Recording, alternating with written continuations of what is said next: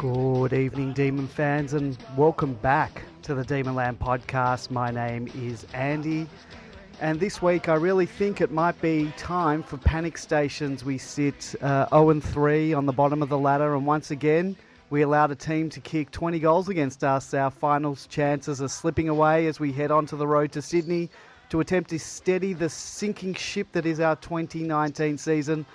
Tonight, I'm joined once again by my co-host, Grapeviney. Good evening, Grapeviney. Good evening, Andy.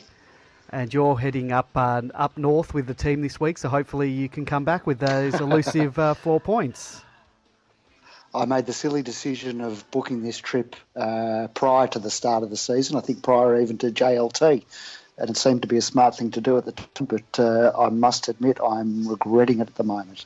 Yes, well, we're all regretting something. Probably regretting following this team to begin with, going all the way back. And speaking back by popular demand, blogger, author, Twitter pundit, Adam 1.0, otherwise known as Super Mercado on demonland.com. Good evening, Super Mercado. Gentlemen, I always knew one day I'd be on here for a crisis meeting, but I didn't think it would be this soon into the post-preliminary final era. Is this our version of the honesty circle? I think that's what they call it. Well, I mean, Yes. we could be honest about footy players, I'm sure. I've got nothing ill will to say about you, gentlemen, but I've probably got a bit to say about the footy club. And we'll talk about the Honesty Circle shortly. If you'd like to join our program tonight to discuss any of the topics that we talk about, you can give us a call on 0390163666 or Skype us at Demonland31. If you're listening to the show live, join us in the chat room. Go to demonland.com/podcast. You can ask questions, post comments. We'll read out some of them as we go along. If you're listening to this at another time via SoundCloud or iTunes or an Android podcasting app, be sure to subscribe to the show to receive updates when a new show drops, and please leave us a favourable review. You can follow us on Facebook, facebook.com/Demonland31, Twitter @Demonland, Instagram @Demonland31, or YouTube. Just search for Demonland Podcast and listen to some of the interviews that we've conducted over the years with current and past players and coaches. Or if you just love talking about the Ds all year round, why not join up to demonland.com and you can chat with us and other D's fans about this once great club. Now, boys, the D's. Disappointed? When you say once great club, are you talking about as recently as the semi-finals of last year, or are we going all the way back to the 50s and 60s? A little bit of both. Little pockets here and there over the 90s as well, late 80s, and then back to the 60s and turn of the century stuff. Boys, can anything be salvaged from this season, or should we just pack up shop now and come back next year? What do we get if we win less than 5 games? Sorry, I've flashed back 10 years. I think you have to sort of have consecutive seasons. I don't think they're going to just give us something for this year. No price. Well, now remember, it's up to their discretion. They just hand them out whenever they want. Because a few years ago, when we were really, really, really bad, we were told, no, you can't have a priority pick because your list is too good. To which we all said, then how come we're so crap then? But I think they were looking at the future young players that we had coming up. Your Jesse Hogans, who have really kicked on to bigger and better things. So yeah, I think they've made it so hard to get a priority pick now that basically no one will ever get one above maybe about pick 20. But the way it's going, I might have the application on the fax ready to go for a pick 20 priority pick. Great, Viney. Can anything be salvaged from this season? Well, I noticed that some people on Demonland are saying we should start sending players in for surgery now, but most of the players are still in surgery, or at least waiting for the anaesthetic to wear off, judging by the way things are going. Are they suggesting this footy reasons, or are they doing some vindictive sort of human centipede style on the players for the start of the year? Just sorry, Supercardo, we just lost you during that comment. Have you got me now? I got you now. Yes. Yep. No, I was just asking if we were sending the players for medical reasons or for vindictive reasons back to the surgeon. Well, could be could be a little bit of both at the moment. Where's it going wrong for us? Is it the midfield? Is it the defence? Is it the fact that we're playing this zone defence? Is it 6-6-6 that we just haven't worked it out? Have teams worked us out? Great Viney, where do we start in dissecting this? There's a whole host of those. Yeah, well, a whole host of those things are correct, unfortunately. The team defence, we're being told, is poor, and the players' comments over the past couple of days about everyone not buying into that is proof of that. But I mean, you only need to look at the first 5 minutes of the game the other night, and the backline was all over the place. So there's a lot to fix, let alone probably the lagging start that we had because of the late pre-season and a number of players going in for surgery. So I think it's a whole host of factors. I think we're missing Jesse Hogan, as much as some people would probably hate to admit that. And it's not even the goals. So one of them pointed out in one of the footy shows last night, Hogan's a good ground ball player. And very good at getting up the park, and we're missing that kind of contribution at the moment as well. Super Mikado. Well, I compared it. Yeah, I took a look at the finals of the year to compare the statistics to this year, and the one that probably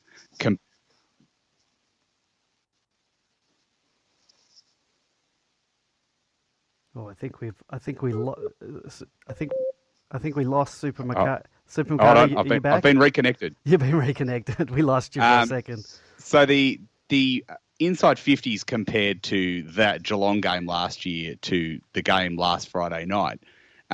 This time we had Angus Brayshaw having 10 of the inside 50s. We had Sam Frost having 3 of the inside 50s. Michael Hibbert had 2. Whereas last time it was more of a sort of even spread amongst your midfielders and your sort of half-forward line players like Vandenberg and Hannon obviously aren't there.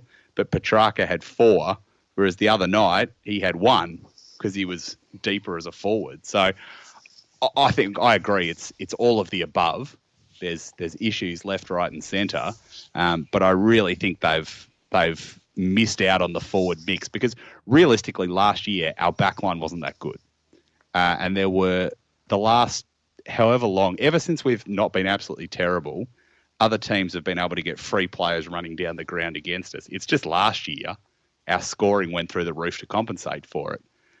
This time we still scored 112 points in a loss, which is admirable in the current era of scoring, but we just aren't compensating enough and locking the ball forward enough to stop the defence being put under siege. And, you know, when the ball goes in that quickly, they did some diabolical things the other night. But when we let the ball fly in there that quickly, it's no surprise when they're all getting lost and not knowing where to stand. It's really frustrating because last year it was working for us. We were quite an easy team to score against, but conversely we were able to score. And this year it's not happening. Happened this week, but that's 2 weeks in a row where we've let teams kick 20 goals against us, and I think we've been worked out. It's frightening and it's scary, and I can't see us getting out of this hole. Grapevining? Well, the issue defensively is that the two players who are meant to be the 2 key backs are not in the team at the moment. We're not going to get Lever back until the bye or afterwards, and even May is still 3 weeks away. So we're kind of we're not stuck with Oscar and Frost. There's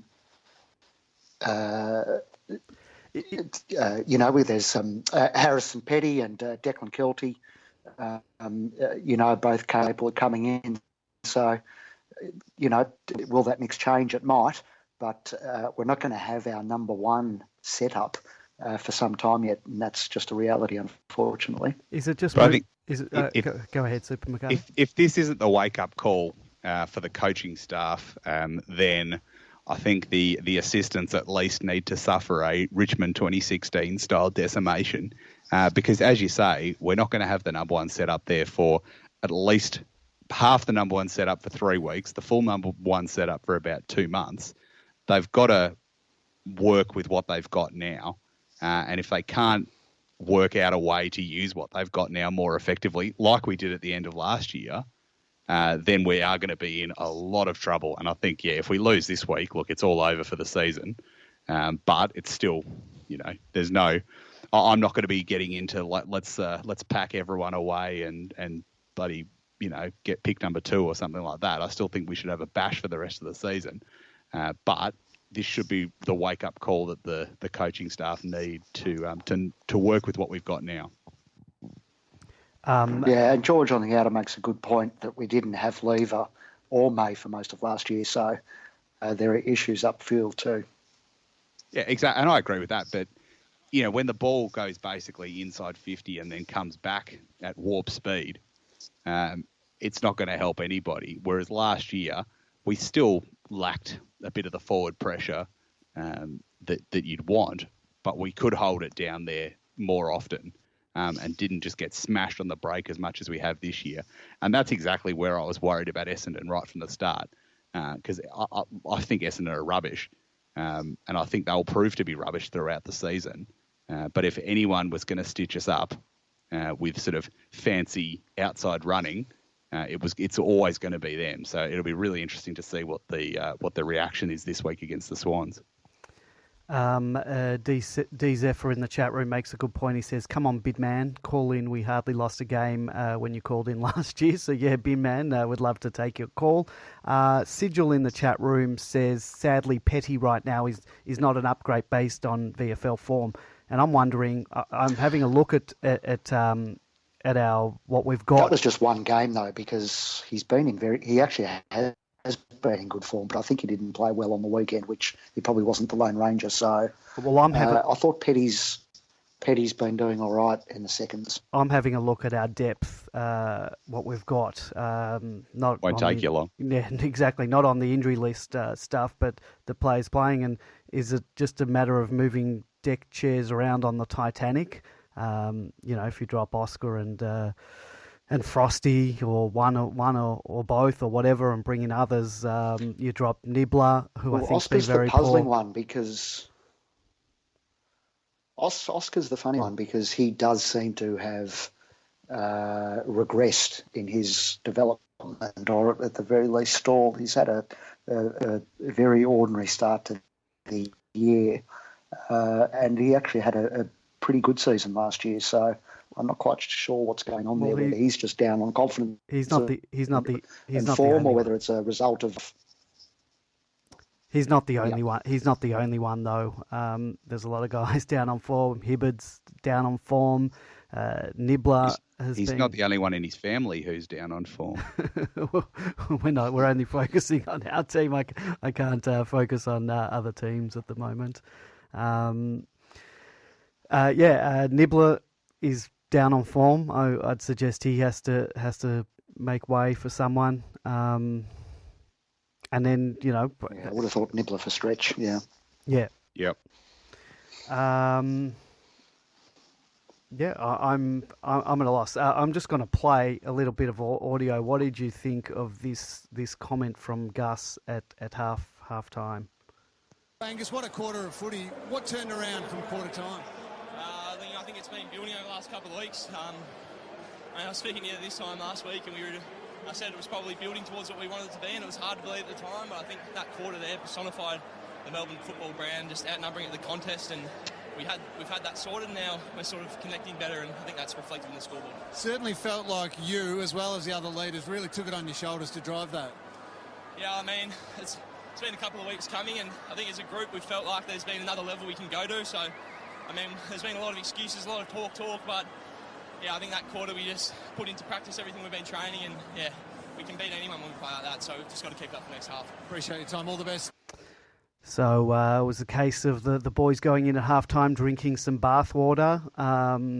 What happened after halftime? I don't have a problem with those comments. I know he's received quite a bit of criticism, but we played well in the second quarter, and football's a confidence game, and he was telling the truth. So I don't see the big deal about that. I agree as well, and especially players who are just being grabbed 2 seconds after the siren goes, when apart from the late goal we copped, we'd had 15 minutes of bloody irresistible football, where exactly what he did say, if we play like that, we can beat anyone. Yeah. I don't buy into the fact that, they came out for the second half. I know Gary Lyon on the radio on Friday night was having a go at them for that and saying, they came out for the second half and they, thought the job was done and all that. I don't buy into that for a second. I think on the spur of the moment, he made comments that were truthful.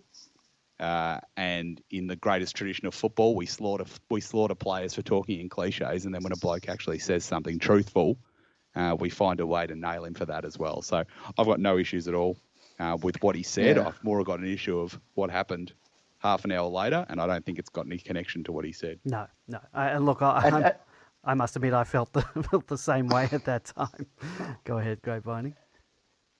Yeah, and what do you expect him to say? Oh, look, we played really well that quarter, but the truth is we're still struggling, and I doubt we can replicate in the third quarter what we've just done then. So stand by for a stinker of a second half. I mean, we're taking it one quarter at a time. I think we were all hoping that second quarter would be the flick of the switch. It turned out to be a false dawn, but it's not Angus Brayshaw's fault or that interview. I must say, during that second quarter, I actually thought that it wasn't going to translate to the second half. I really felt that unless we just kept scoring and just ran riot, I thought the moment we get the ball back into Essendon's hands, we're in big trouble. And unfortunately, It came true.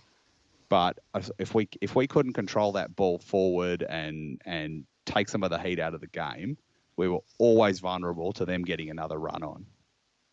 Yeah, and it happened. Absolutely. It happened a few times, and those every time the ball came out of defence, they looked like they were going to score. You could just see it; they were just streaming down the ground. Yep. And that happened so many times last year and the year before. Because as you know, I like to sit right up the back, top of the Ponsford stand. Depends how high up, on how many other people are there. But generally, you get that look straight down the ground. And I've been watching for 2 seasons. Like I said, since we've been a reasonable side, teams still get the break on us. And you'll see 3 or 4 players on their own. And you can spot them. You go, he's going to kick it to that guy. And bang, there'll be a 30-metre pass to a guy standing on his own. It's telegraphed. Yeah, you can see it coming from a mile away. So that probably happens to every team. But if you don't turn it over as much and you don't panic bomb it into the forward line, you don't get exposed coming the other way with all the guys standing on their own. Yep. And I think it doesn't. Look, I don't know, but I see this zone defence that we have, and it seems to be, we've got players in no man's land. The ball comes in, and there's no chance that Oscar or Frost, doesn't matter how quick they are, can get to their man to cover it. Yeah, and there was one in the second quarter at least, potentially one in the first quarter as well, where I think 3 of them ran to one bloke and left 2 on their own inside 50. It was like watching a group of people who'd only just met on the day. Yeah. And they just come into the G, and it was like, guys, we're gonna like when you go to one of those charity games they play before the main games, where you just get blokes out there, put them in a team and play on a game on the MCG. It was like that. I'll give them I'll cut them some slack on the ball coming in so quickly. But Jesus, there were times. There was one in the second quarter where if Zach Clark had kicked the goal or handballed to the guy standing on his own, that would have been repeated on every footy program under the sun, because literally all 3 of them just went to the one guy and just left 2 players on their own. Yeah. Do you think we lack a bit of pace in the middle? I mean, we've got guys who are good extractors of the ball, can do that very well, but it seems like we lacked a bit of pace in the middle. Shield seemed to just run rings around us. Yeah, lacked an It's not explosive so much player. the pace, Yeah. it's the run. It's the Yes. defensive run and spread. Yeah. But can I just raise another issue that I seemed to notice the other night? And we talk about not adapting to the 6-6-6 yet. Essendon were kicking in from 30 or 40 metres out of the goal square, and yet we seem to kick in still from inside the goal square. Now, I know the rules have changed and you've got more room to run, but I don't understand why we're not taking advantage of that and why we're letting other teams walk the ball out almost to 50. I saw it a number of times. It's a third week in a row. Did anyone else pick up on that? Yeah. I certainly did. There were a few times we did go out a bit, but you're right. Well, there are a few other times we're still doing it from the square. Sigil in the chat room says, can we try man on man in the defensive back half or not? I don't think they will go. I think the way they play is the way they've been training, and all summer and the last year. I don't think they will go to switch it up. Which is an unfortunate side effect of footy these days. Because if you look at soccer teams and probably teams in other sports as well, they can pull alternative plans out, alternative formations and everything. Whereas it seems footy teams have this rigid adherence to one type of gameplay that they don't deviate from. We have a caller. I believe it's Binman. Good evening, Binman. How are you? Good evening, fellas. How are we all? Not in the best of moods tonight, as I'm sure you're not either, but welcome to the program nonetheless. Thank you. Sounds like a funeral. It's there's not much positivity around the Demons or on Demonland at the moment, I must say. Well, we're almost back to the days of the Neild era, and even going back a little bit further to the tanking era. So, it is a bit of a funeral-like, but what else can you expect? I mean, we're playing like crap, and it's hard to be positive. I was going to try and bring up some positives later, and we might talk about it in a few minutes. But B-Man, what do you want to say? I think a couple of things. I think the biggest issue in football has been for a long, long time is injury. And I said before the season, there was this silly debate about interrupted pre-seasons and all of that. But 14 or 15 players had post-season surgeries. We just weren't getting kilometres in the legs of players. With our game plan, it's been talked about a lot. We don't have game B. We've got a manic ballistic style that is very, very physically taxing, that relies on, the all-ground defensive running. We're just not fit enough. You can see it. I mean, Tom might not have played. I know he did his ankle. But I was watching him really closely. I was also at the top of the Ponsford. And I had my binoculars on him, and he was struggling to run hard at the ball right from the get-go. So, I think that we're just that's the fitness is the thing. The game plan is dependent on fitness. How much is this whole fitness thing and the surgeries? Is that an excuse, or does this happen to other teams in off seasons? Maybe not this off-season, but there have been other teams that have gone deep in September and I'm sure have had to have surgeries. Did we have an unusual amount of surgeries that can be used as an excuse? Or, Hawthorn and Geelong have never suffered? Remarkable.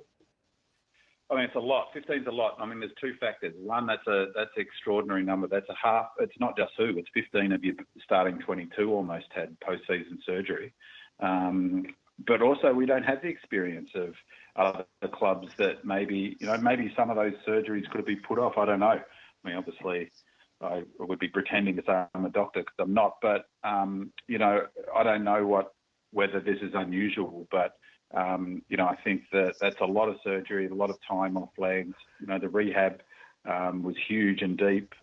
Richmond are struggling as well. I think they had also had injuries over the pre-season, and they're struggling with their game plan. I mean, they're the most equivalent team with game plan. So for me, that's the biggest factor. The problem with that is that still 3-4 weeks potentially to get up and running. You mentioned Tom McDonald, and you said that he looked, he hurt his ankle. I've seen this for the last 2 weeks. I think he's been injured, and maybe not necessarily this ankle, but he has not been 100%. And I'm just wondering, when he went off and then later came back onto the wing, that was when we started to get the game going. Our game plan was working, with a smaller forward line. Do you think there is anything George to on the that? outer makes the point. Essendon were down to 2 on the bench in that second quarter. I wasn't aware of that. I think that assisted us. Yeah. No team plays And worse also, against teams that have had people go off injured than us. Yeah. Go ahead, big man. So I was going to say, not only that, in that quarter, and I mean, sort of Essendon did what we were doing. I mean, I think the other issue for us is we haven't got our best 22 on the park, and a massive issue for us for 3, 4, 5 years, arguably longer, is our terrible field kicking.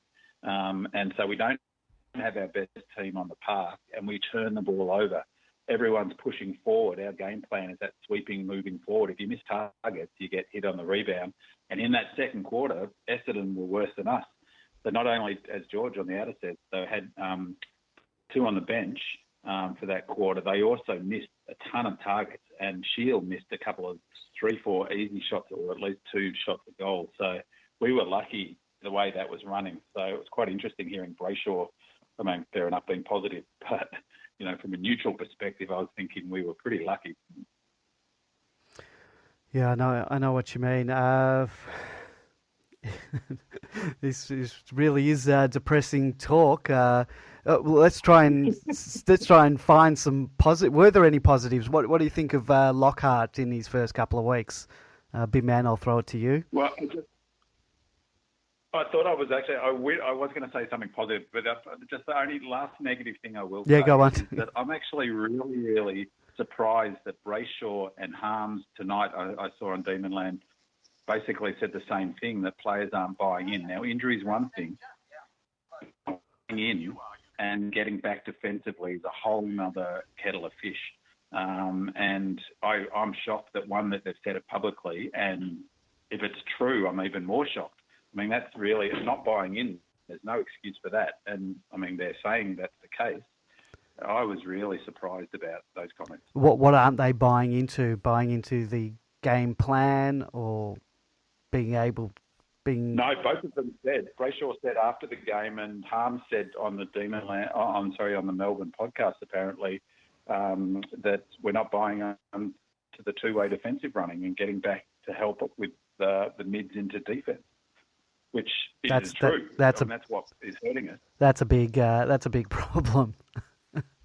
That is a really big problem, because that's where we're getting killed at the moment. And it goes to why they're having an honesty session after 3 seasons. Not good. Not a good look, and especially for him to come out and say that in official capacity, I'm sure the coach won't be happy about that. All right, let's go. Let's try and get some positives. Lockhart, are we positive there? I thought he's having a real crack. When he took that screamer, I actually thought it was Wiedemann flying high. So shocked to see that it was the smallest man on the ground, although Bagley made a decent fist of taking a mark against Sam Frost. So, probably runs both ways. But I think he shows good goal sense. He's prepared to dish it out. So a promising start, definitely.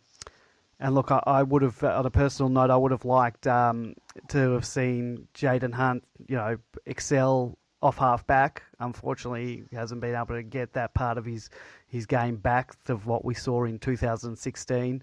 Or was it 2017? I can't remember. 17. 17, yeah. But I've been quite happy for what I've seen of him in the forward line in the first half against Brisbane and this week. I thought it was good. He kicked 3 goals. Quite And happy for him. I think he would have played there right from round one if Lewis hadn't been injured. Yeah, I agree. And maybe Lewis and also Koladajny was injured. Going back to negatives again, Koladajny hasn't, or however we say his name, Koladajny. Koladajny, yep. Haven't been so impressed with him now, and not really looking like high quality steak knives at the moment. Oh, I've got faith that he'll come good. I just want to know who was the nuffy who thought to pick him last week off one VFL game, having just seen what Viney and Jones did off one VFL game. It was deck chairs on the Titanic. They're desperate. That was a ridiculous selection. And I think he was improved this week. I actually looked up his career stats, and he'd only ever had one game in his career with less possessions than his first game for us. So, look, I think he's got something to offer, but like most of the players, he just looks like he needs a second pre-season. He needs another JLT randomly thrown into the mix to give him a few more weeks to get some games under his belt. What do you guys think about the comments that the coach made about Stephen May and his the way he came to pre-season? We had talked last week about Gary Lyon having those comments to say about him, but the coach this week seemed to vindicate what Gary Lyon said, that he turned up in not great nick. Yeah, and we looked a bit silly because Jordan Lewis effectively had a crack at Gold Coast and said that May might have been fit enough for their standards, but we're Melbourne and we've got these standards. Well, it seems that our standards are somewhat behind the rest at the moment. So, a bit of egg on the face in that regard. You would have Gold Coast at 2-0. Well, you would have seen that stat: Gold Coast at 2-0, and May's 0, and Lynch is 1 from 3. So, but going back to the comments themselves, didn't about 3 days before that Goodwin say, "Stop talking about the pre-season and judge us on our performances now"? And then 3 days later, he's unloading some obviously overly reported comments, because I'm sure I haven't heard them, but I'm sure they weren't too scathing. But I'd rather not. If he's going to draw a line and say, don't talk about the pre-season, don't talk about the injuries, talk about our performances. Well, I know you don't want to talk about the performances, but if that's the line you set, I'd rather focus on the performances than going back to the pre-season again. The thing is, we were talking about there was 14 players who had surgeries. They weren't going to have the miles in their legs that they needed to. I'm no AFL coach, and thank God for that. But surely you don't just go, oh, well, let's just play the same. This style might not work because we haven't got the endurance in the players, but bugger it, let's give it a bash anyway. Surely there's refinements done somewhere, and I'm sure there were, but I can't think we would just knowingly go into the season knowing that the players wouldn't be able to execute the game plan and just go for the Hail Mary of it all coming together at the first bounce of round one. Well, who's accountable in the end for that? Is that falls on the coach's shoulders? Well, like I said, with Richmond 2016, they opted to keep the coach, and they absolutely demolished the assistant coach ranks. In our case, we would opt to keep the coach, I'm sure, even if we hadn't just re-signed him to a massive contract extension. We can't get rid of him now. Not that I'm suggesting that at all. No, but if I was an assistant and my contract was running out this year, I would probably be on seek.com.au the way it's going, because someone's going to be the scapegoat from the coaching side. And if it can't be the senior coach, then the next best thing is the assistant coaches. And to be honest, last year, I don't think our backline was particularly good. I know really, for the highest scoring team in the competition, our forward line wasn't that good. So a lot of it was propped up on the midfield last year. And so to me, I would very much like to see something different in both our forward and our backline coaching going forward. Other positives, I was happy with Corey Wagner. Liked the look of him. I think he can contribute to the team. To get a tick from you guys? Yep.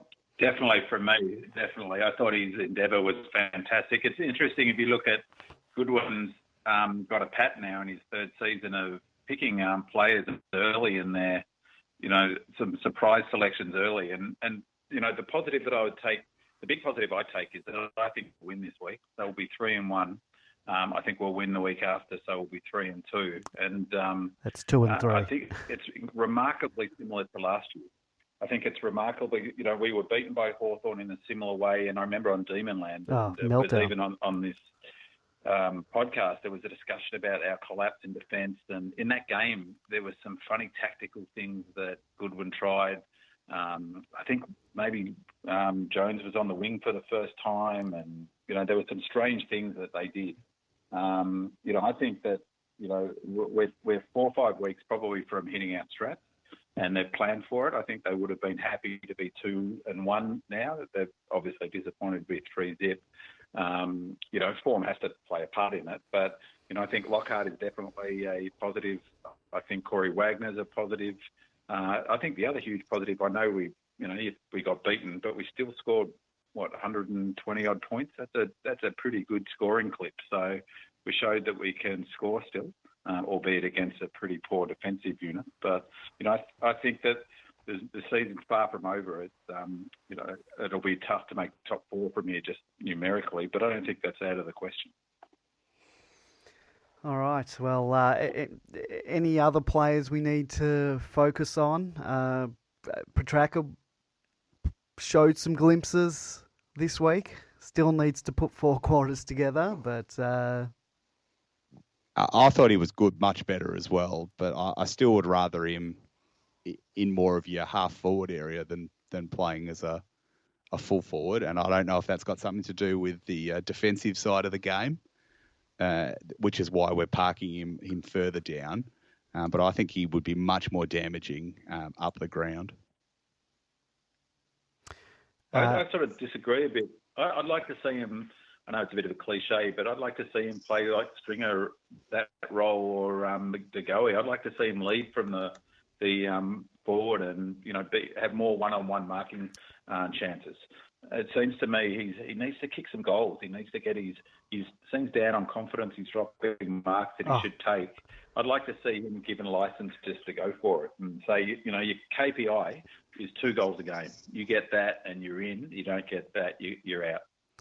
You said you got to, he's got to kick goals, and you also sort of alluded to the fact that he dropped a mark and dropped an absolute sitter, and that was a critical time of the game. But quite, should have taken that mark and gone back and had a ping and kicked a goal. And I think if that was in the third, it might have stemmed the flow a bit. Yeah. The whole team is dropping easy marks, though. I don't get it. You can excuse it in round 1 when everyone's a bit fumbly. But it's round 3, and it looks like we're drunk half the time, staggering around in a bar. It's terrible. There was that decision. A and B and that. Go ahead, Grapevine. Finish. Yeah, you go, Bin Man. No, I was just going to say that A and B missed opportunity in the third, and there's just everyone has dropped the easiest of chess marks. I don't understand what's going on. I was going to say on Petrarca as well, I just love to see him take the bull by the horns and take some of those shots. That kick that he kicked, I think it was the one to Melksham, where he was 40 metres out. He was squared a goal. I don't know why he didn't just pull the trigger and go for goals, but he kicked it into, I think it was the one where Melksham should have got a free kick. Yeah. But, that's what I'd like to see him do, is to say the coach tell him, and you're in that situation. I know you like to give assists, and that's the team plan. Everyone gets a lick of the ice cream, but just kick the goal, son. Yeah, I think it's a confidence thing. A lot of players are just sort of trying to palm it off to someone else. And sometimes, they're in a better position, but other times I just want them to go back and have a crack, especially if you're inside 50 on a decent angle. Should be able to go back and kick it. I think we need to talk about it. The umpiring. I'm not going to say we lost the game because of the umpiring, because I think we've done it to ourselves. But the umpiring was absolutely pathetic, and it's not always the free kicks that you get or get against you. Sometimes it's the ones you don't get reciprocated, and that happened quite a bit. I thought they were getting sort of everything. This could be my one eye, seeing the game through my one eye, but I don't know. What do you guys think, Bin Man? Umpiring, did it kill us? Oh, it was awful. Like, I mean, it was just driving me. I was just trying to keep my calm. To be honest, they got some soft free kicks as well. Not maybe quite at the same time, like the ones that we copped, like the one against Melksham, where he should have got it and wasn't given. That was a critical moment in the game because it wasn't given, and they went up the other end of the ground. That was the 2-goal swing. Yeah. So, you can say, I think it could have cost us, who knows? But there were some baffling decisions. The one against Frost for grappling with. We've lost you there for a sec, Bid Man. I've got connection lost. It's saying on my Skype. If he comes back, he comes back. There was also the Jetta one on Stringer in the first quarter. Yeah. And it was a ripper of a finish by Stringer. So most of the time, that's not going to turn into a goal. But then the counterpoint is once the game was already lost, that ridiculous Frost getting tackled right in front of their goal and having a big fresh air swing and somehow it being called play on. It was bloody baffling in all ways, but it seemed to cost us goals more. Yep, agreed. All right, let's move on from the debacle. Unless there is any other players you want to highlight. I'll just have one that sure. Sam Wiedemann. I think when we get the ball into his hands, if we can get the ball into his hands more, he will be very damaging. It showed at the end of last year where his top 5 or 6 game possession totals ever were all in the end of the last season. I think that the only issue with him is getting the ball into his hands more, and then I think he'll be a very damaging player. Yeah, I agree. He's just got to clunk a couple of those marks because we know he can take an absolute ripper. Let's see more of it. He's got a beautiful kick as well. Beautiful kick for goal. All right. That's the thing. That's the ironic thing about this. Like we've started the season where you've got McDonald and Wiedemann are both really good set shots. Have we kicked to either of them on the lead once? No, but that's not our game. I don't think that's the game plan. I know, which is there was one a couple of weeks ago in the Sydney-Adelaide game where the guy, he literally took the ball in the middle of the ground and he just turned and kicked it and he knew the guy was going to be running straight to it. And it was the best kick and mark to a lead example you could ever get. And it's like, why can't we do that? Like, I can't buy that just thumping the ball in there and hoping for the best just because we were the biggest scoring team in a really low-scoring season is somehow the best way to go about things. It just seems insanity to me. It does. Bidman apologises, but he had to go, or his line got cut, and I've just told him that he does realise that if we win this week, he'll have to call in every week for the rest of the year. Let's move on to the Casey game. It was televised, but I was out for the day. I didn't get to see it.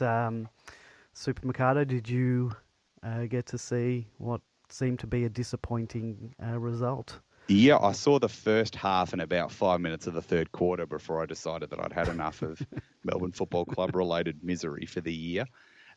So I missed a lot of what Stretch did, but I understand he was very good in the second half. Generally, look, you knew where it was going right from the start. Where first they pulled Bruce out as a late out, and then they sat Stretch and Hoare on the bench for the entire first quarter. You could just tell the whole thing was, talk about tanking. The whole thing was just all lined up just to ease us into the Thursday night game for the seniors. So that's, for anyone who is still confused, that is the official determination that there is no more Casey Scorpions. There is no more anything. This club is owned by us and operated by us now. That and good, and rightly so too, because no offence to any Casey fans out there, but the whole point of this team is to get our bloke going. So I really don't. They can finish last without winning a game for all I care, as long as the development's happening in the right way. So Bruce was pulled out just prior to the game. Yep. He's not injured. Nope.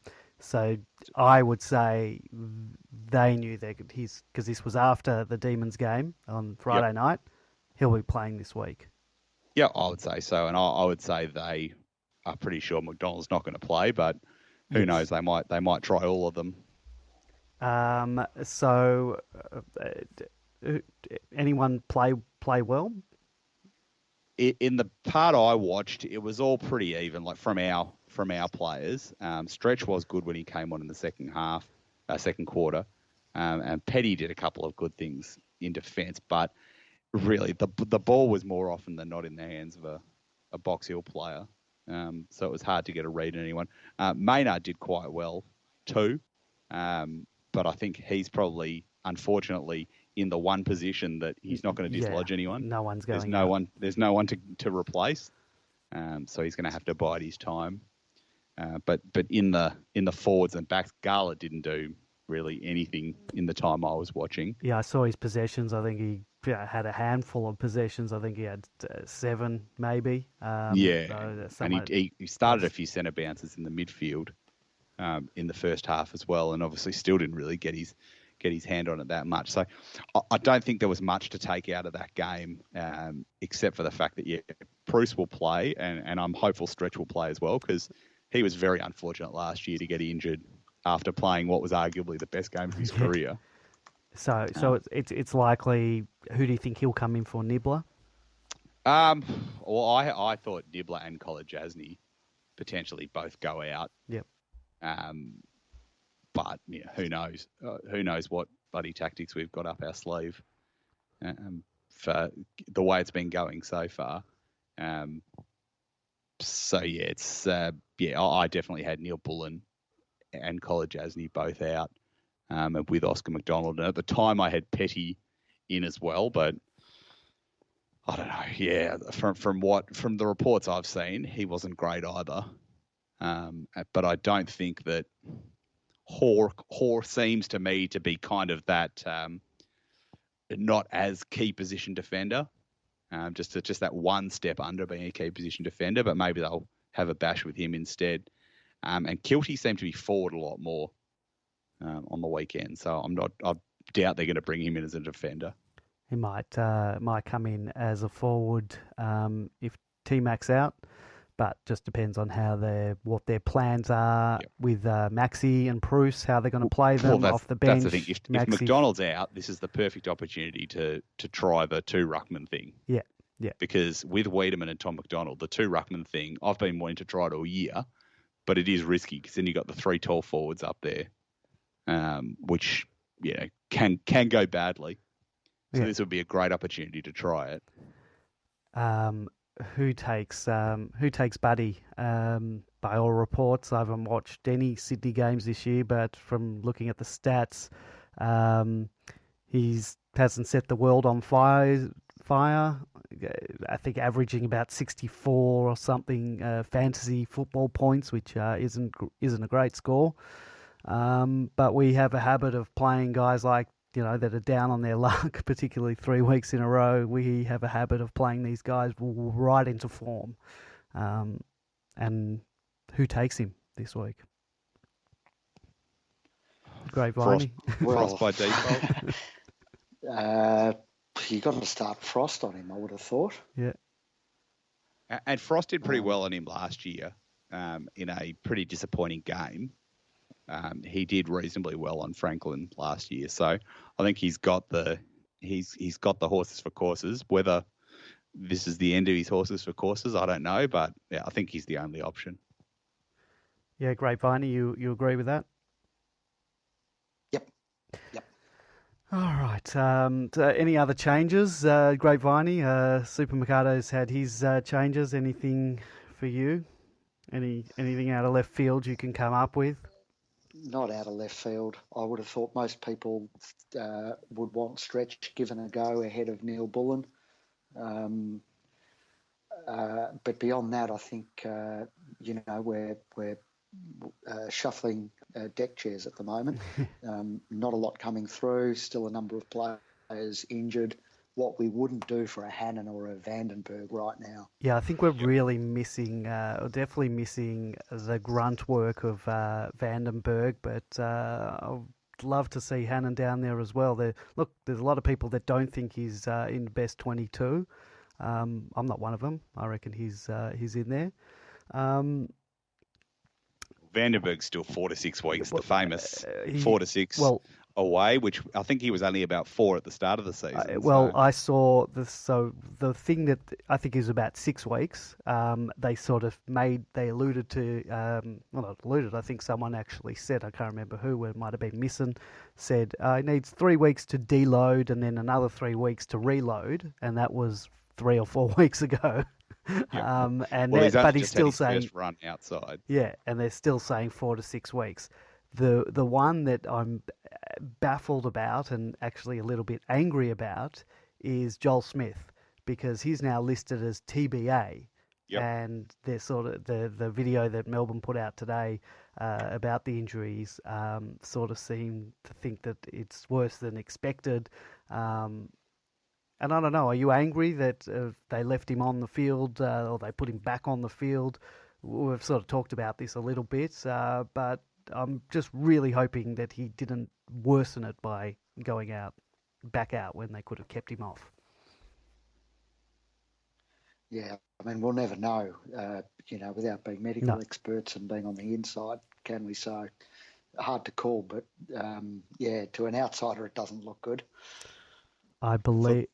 It's like Tom McDonald injured in the second quarter last week and then starts the third quarter on the wing. And it's kind of like, hold on a minute. Yeah, again, I'm no doctor, but if the guy's got an ankle injury, putting him somewhere where he's going to have to run a lot when we're already one player up, and probably could have afforded to not pack him away, but leave him on the bench for a bit longer, seemed optimistic to me.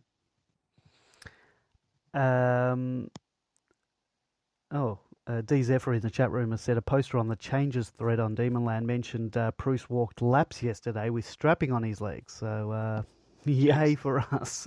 No one can. There's just no one can survive this club. No, we are cursed. So the good report though is that Lever was back training on Monday with the main group.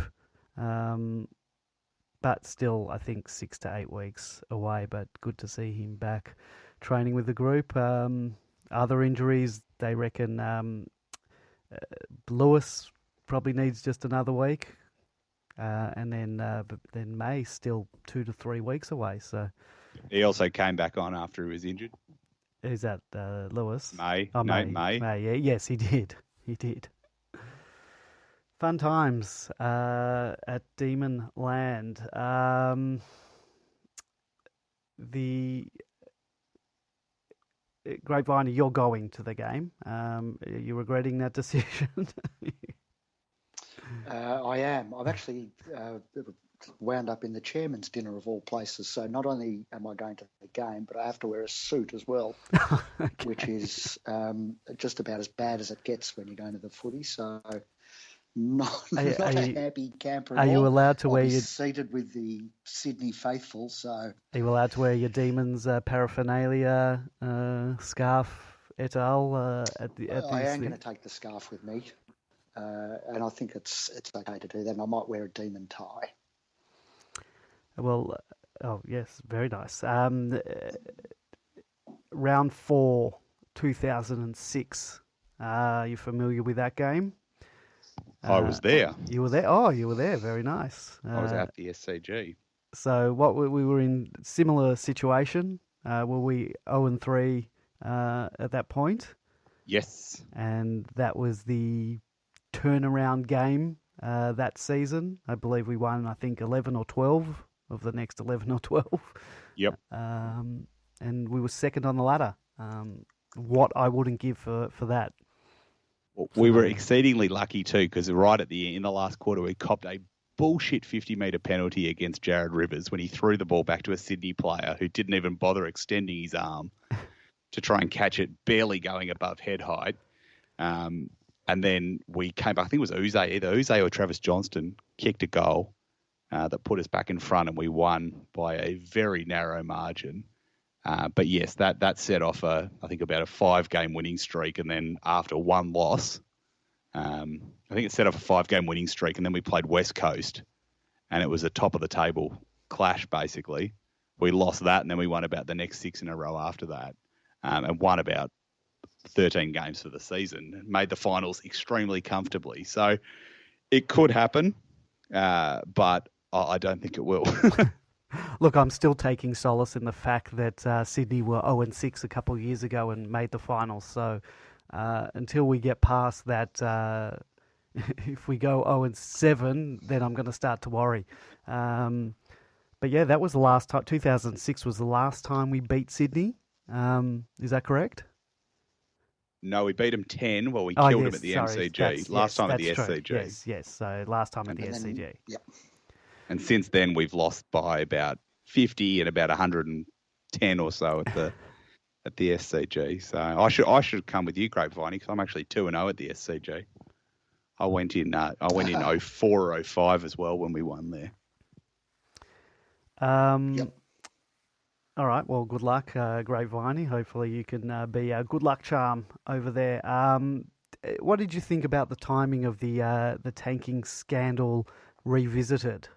Do you think there was nefarious reasons for that surfacing on the eve of us playing on Friday night? Or do you think it was just a coincidence that they decided? And if that had any impact on the players of the club or the team, then we might as well just fold. So I wouldn't have thought that it's deployed for those purposes. And, Goody was probably with Adelaide at the time. Half our list wasn't born. The rest of them were in nappies. So, I don't think it meant anything.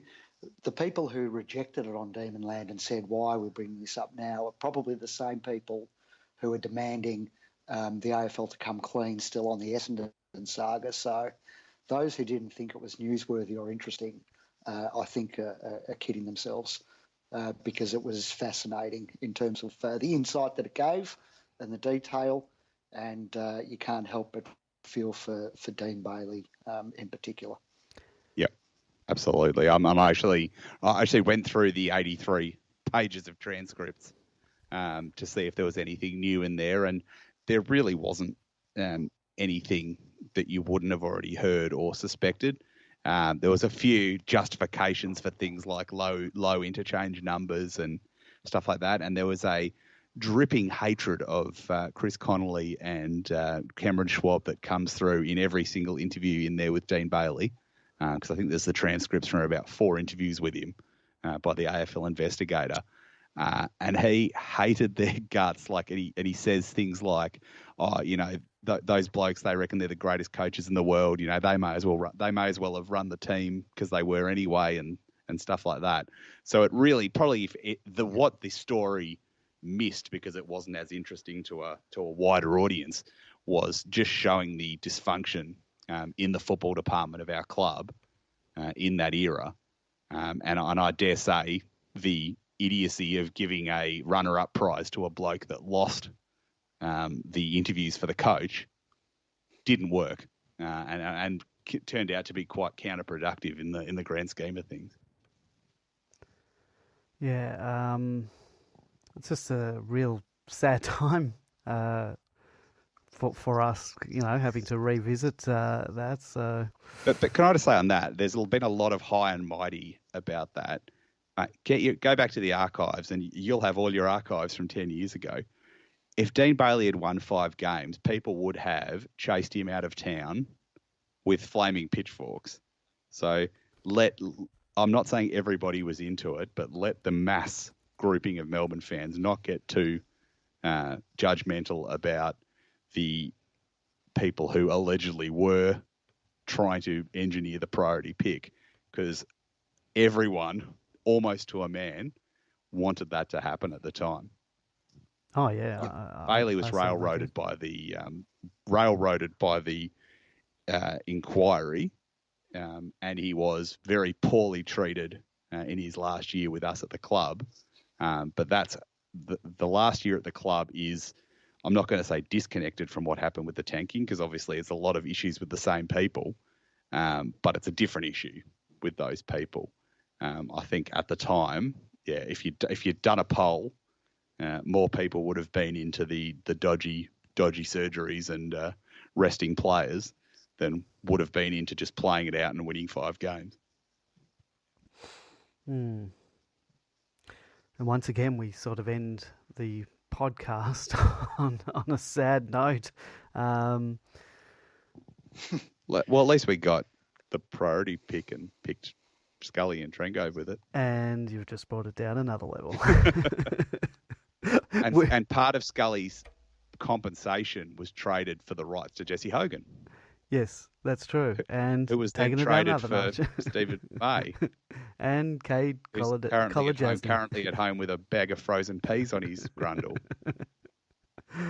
Well, a lot of comments I saw on social media, from opposition supporters, basically laughing at us tanking, and then the prizes we got for it sort of said that was our punishment.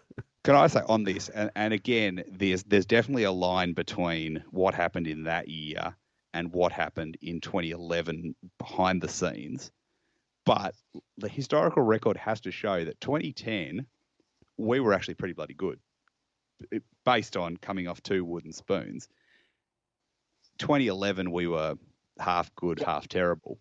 But to me, it's what happened after. It's what happened after that really brought us down. Like if you'd taken 2010 when Scully and Trengove were both running riot, I'm pretty sure if I go back to it and look at the stats, Watts actually had a pretty good season in 2010. We were heading on the upswing, and then it's what happened behind the scenes just totally nuked the joint. And then we totally nuked the joint, kept 2 of the key people in the dispute that caused the issues in the first place, gave them a new contract, and then hired a coach who basically came in with a flamethrower and bloody just burnt everything to a crisp. To me, the tanking was not that wasn't the route to the bottom. That was unfortunate and very poorly done, really transparent, and very lucky that the AFL on 2 separate occasions saw fit to sweep it under the rug. But we were on an up trajectory after that through 2010 and at least part of 2011. So I don't buy that. They tanked and look where they ended up. Yep. Should have done a tank cast. We should.